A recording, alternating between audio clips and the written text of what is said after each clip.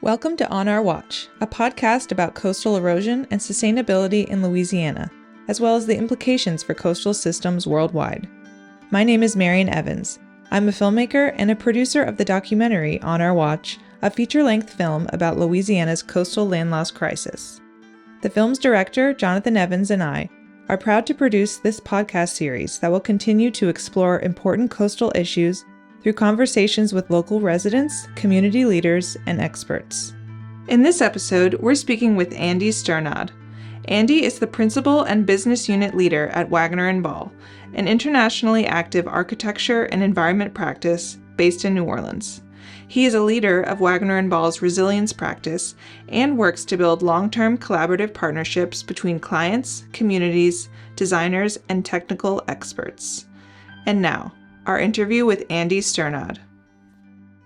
Great. Well, thank you for joining us today, Andy. You're welcome. Thank you. Of course. So I wanted to start by asking you a little bit about your background in architecture and what was it that interested you about working at Waggonner Ball? Well, I knew that I wanted to be an architect since I can remember. It's a totally lucky and remarkable thing. I can't explain it. Somebody told me what an architect was, and I probably didn't understand, and I never thought twice. I mean, from 4 or 5 years old. So I always liked to draw. That led to other interests related to buildings and architecture and space. So that was a pretty single-minded pursuit for me all the way through growing up, through college. After college, I graduated in 2009 in the middle of the recession. And so for me, Waggonner Ball was a little bit of a desperate move. It wasn't, I didn't have many options. Mm-hmm. So sometimes you get lucky in life. Yeah. And this was one of those times, and it turned into an amazing moment and a career path for me based on a professor's connection to Waggonner Ball. Really opened the door to a new interest I didn't know I had at the city scale, planning for climate change, really fulfilling and impactful work that we've built here over time since Katrina. Yeah, that's so cool because that was, in the years immediately following Katrina. So the firm had been, making all these exciting changes in their direction. Yeah, it was kind of learn as you go for a while. And I was lucky enough to join at the end of 2009 during the New Orleans Dutch Dialogues process, where we were laying the groundwork for what's become the last 2 decades of work, really. Almost 2 decades of work. So we were building partnerships, establishing ways of working, establishing ways of integrating science and design at scales from the project site all the way up to the region. Really just based on intuition and a sense of curiosity and exploration. And that has really become the focus of our work now in a way that I definitely didn't expect at that time, but that's been very rewarding. Yeah, sometimes you don't know what's going to happen. So what would you say your primary focus is in your role as business unit leader, and how do you go about fostering those partnerships and collaborations with clients? Yeah, and disciplinary partners and professional partners and communities. Mm-hmm. My role is really, it's a leadership role, but it's part of a team. Mm-hmm. And so the title business unit leader is a little bit specific to Moffitt and Nickel. That's kind of a specific thing. It's more like an office principal or a design lead. And we have a great team of people around me who help execute the management of the office. I think my role with clients and partners is more about setting the big priorities and asking the right questions. And I think that's really the role of design training. That's really our value as design-trained professionals in a science-driven climate adaptation space, science and engineering-driven. We're trained to find the question, and we can iterate, and we can explore, and we can follow some dead ends, and we can take a winding path. It's not a linear process. And so to be able to bring clients and partners along on that ride through that process is something that really builds long-term trust. It's creative and generative. It's often optimistic and positive. You're not envisioning a future that's worse than today. You're trying to make things better. So bringing partners along through that process and learning together and building something new that we couldn't have done on our own is an experience that builds long-term relationships. And we found that with clients, we found that with engineers and professional partners, we found that with community advocates. The more you can bring people into that process, this exciting creative process, the more you can get things done together. And so that's kind of been my approach to work and team building, as well as finding the key individuals, not just the firms, but the key individuals locally, within the state, within the region, nationally, even internationally, who can go on that journey together and who can develop that sense of shared trust. And at the end of the day, it really comes down to those personal relationships. Yeah, absolutely. I would imagine a big part of it too is like effectively communicating each step you're at with your clients and partners. Communication, verbally, visually, but also communicating what you don't know. And most of the time, we don't know. The unknowns are bigger than the knowns. Yeah. So there's an instinct to fear that and to freeze, and we have to work through it together. So that often happens through a drawing.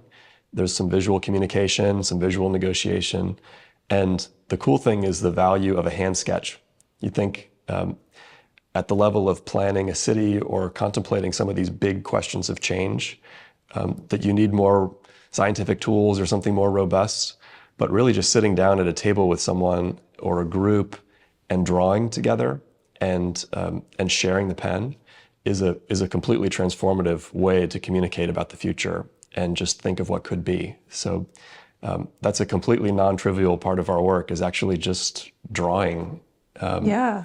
And sometimes that first sketch, that first thing that you make together around the table, is what guides the process for years. Right. Because then you can like visualize it right there. Very cool. So one of the projects that I know you've led is the Gretna City Park Resilient Stormwater Redesign, which is part of the state's LA Safe program. So I was wondering if you could tell us about what you achieved with that project and what the LA Safe program is. Yeah, so it's a great example of working across scales, and a great example of collaboration from the federal government to the state government to local community. LA Safe stands for Louisiana Strategic Adaptations for Future Environments. And it's a regional plan. It's 6 parishes, 6 coastal parishes around Lake Pontchartrain, around the mouth of the Mississippi River, that's meant to be a prototype for development inside the levees, for safe, resilient, long-term development. The Coastal Master Plan deals with what's outside the levees, so this is a corollary plan for what happens inside, where people are living.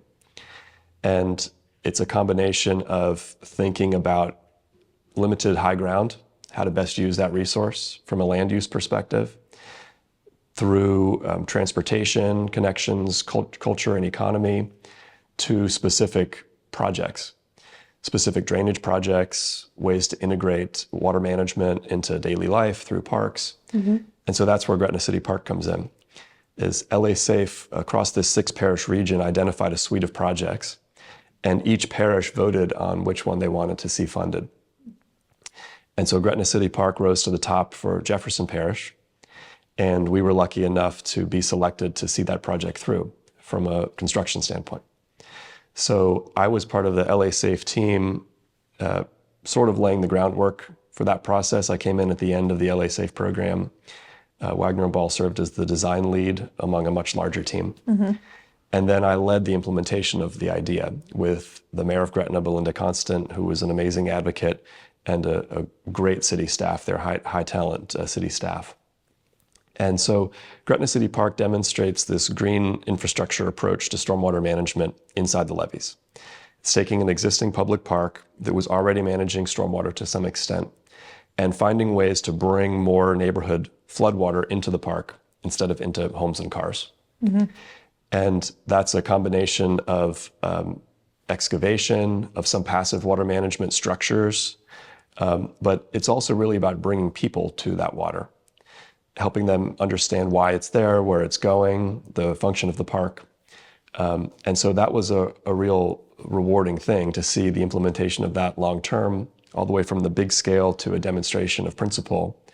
And now the park was completed last year, The wildflowers are blooming again this spring. It performed during the hurricanes throughout construction, Hurricane Ida, and it's just become a great amenity for the whole community. That must be really rewarding to see it come from start to finish and be completed. Yeah, it's infrastructure takes a long time. Yeah. And this went about as fast as you could go, I think, as smoothly as you could go. Again, just a great team of individuals, and we worked hard along the way through the contractor, working with the contractor, to working with the city, to maintaining community relationships, just to build that sense of shared trust and momentum to carry the project through. Yeah. So I know you've also been heavily involved in projects with the firm in Charleston, South Carolina. So I wanted to ask about what projects you're leading down there and what that experience has been like. Yeah, Charleston is, if you were to draw a Venn diagram of historic cities and water risk, Charleston would be a circle. And it's really on the front line of big questions about how to protect our heritage. Charleston was facing increasing flood risk and came to a point really in 2015-16 where average high tides started to become apparent in parts of the historic city almost every week. Something changed, a tipping point was crossed in about 2015-16 where something new had to be done. The problem of sea level rise was becoming visible in a way that it wasn't before. And so the mayor of Charleston at that time, John Tecklenburg, looked around the country, explored what had been done elsewhere, and found the Dutch dialogues in New Orleans.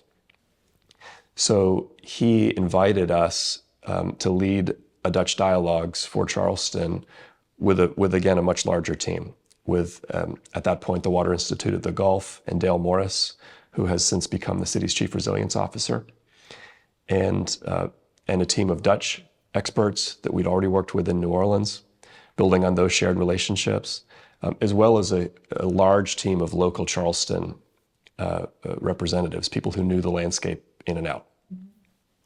So that series of workshops and events happened throughout 2019, and really produced a sense of what we can do together about this problem. What looks risky and challenging and insurmountable through design and collaboration becomes an optimistic vision. And that was really the turning point that the Dutch dialogues in Charleston helped achieve, is converting this sense of risk into a sense of action and possibility. Still very challenging, but the tone changed. And you don't often get unanimous buy-in for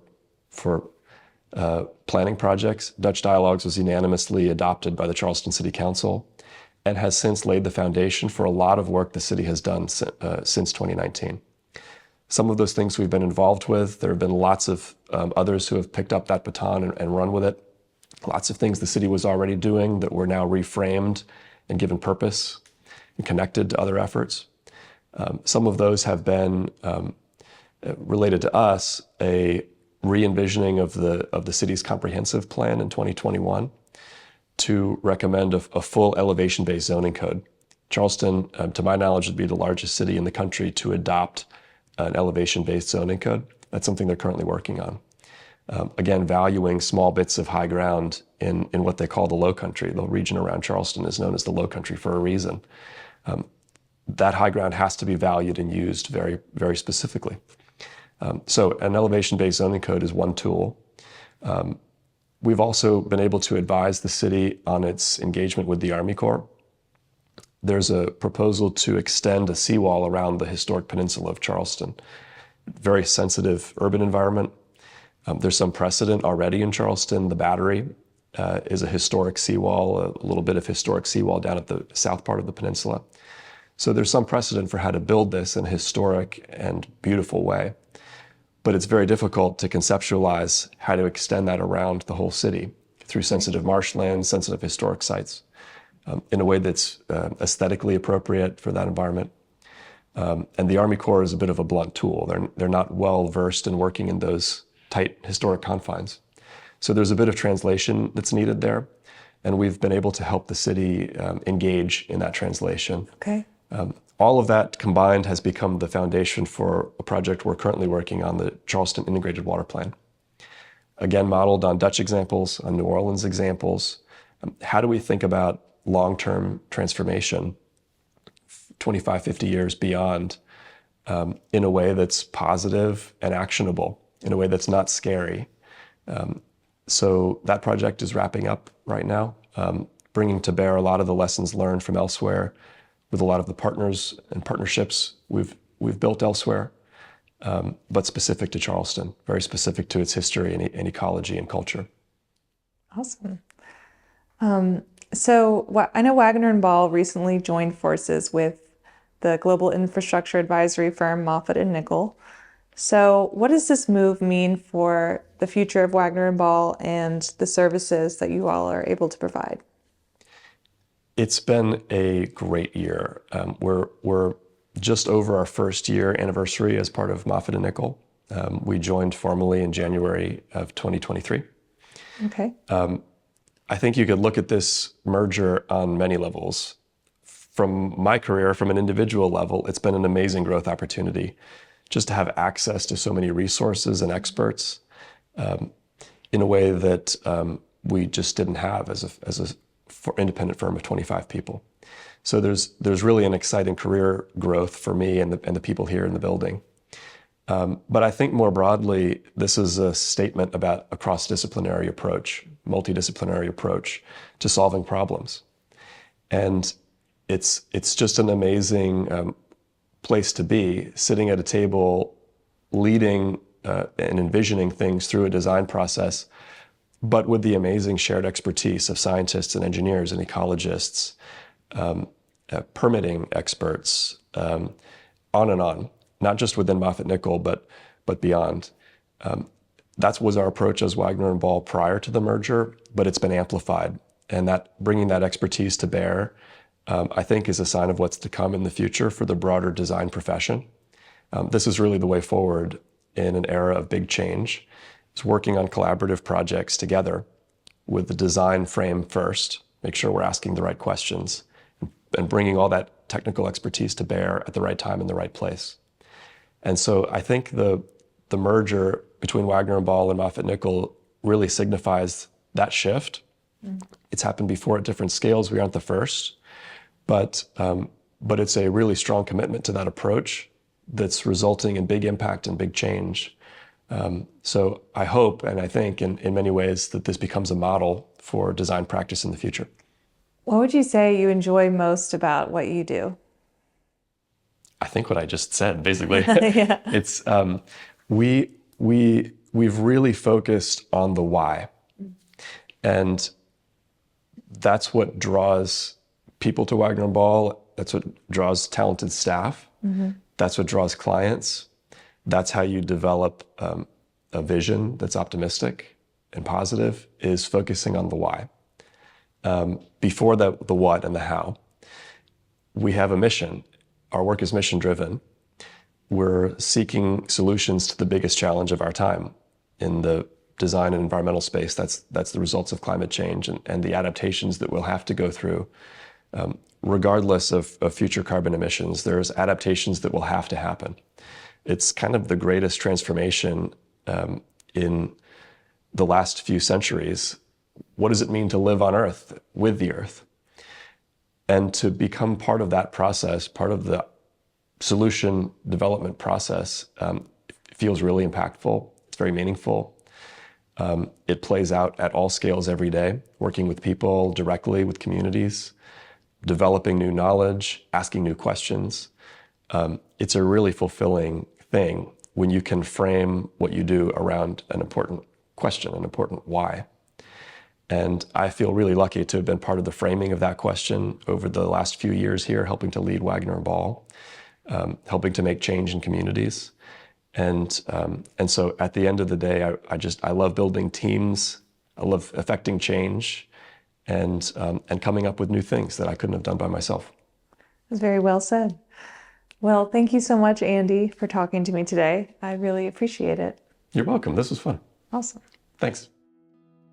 Thank you for listening to On Our Watch. We hope you enjoyed our discussion with Andy Sternad. Don't forget to subscribe to On Our Watch on your favorite podcast app to be notified about future episodes. You can find our feature-length documentary On Our Watch, as well as a video version of today's episode, in the links below. Thank you for tuning in, and we'll be back with another episode next week. This podcast is made possible through support from the Greater New Orleans Foundation and executive produced by Bruno UK Steiner.